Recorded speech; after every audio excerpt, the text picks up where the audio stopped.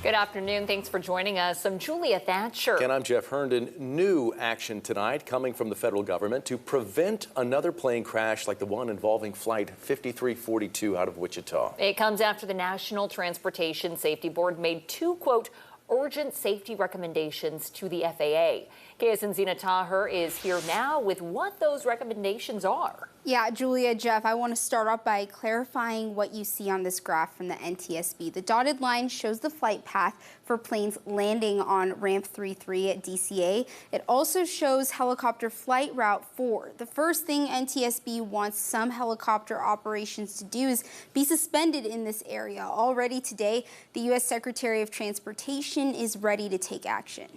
We're here because 67 souls lost their lives on January 29th.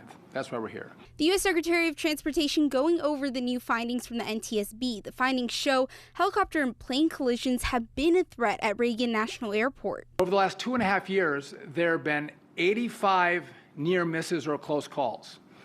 And that is close calls that are within 200 feet of vertical separation and 1,500 feet of lateral separation. New information revealing the Route 4 corridor highlighted in yellow allowed helicopters to get far too close to the flight landing path marked by the dotted line. How did the FAA not know? How did they not study the data to say, hey, this is a hot spot, we're having near misses, and if we don't change our way, we're going to lose lives? The NTSB chair also expressing frustration. It does make me angry.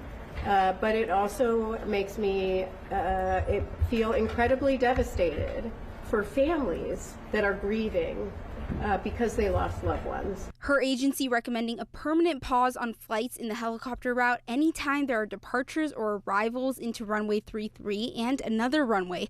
The U.S. Transportation Secretary Sean Duffy says his department is planning on adopting the recommendation with exclusions for presidential travel and life-saving law enforcement missions. He says they're looking for other flaws in the system. What the FAA has deployed is AI tools to make sure we can sift through the data and find hotspots in our airspace at our airports. He says if they find other particularly dangerous areas, they will take corrective action.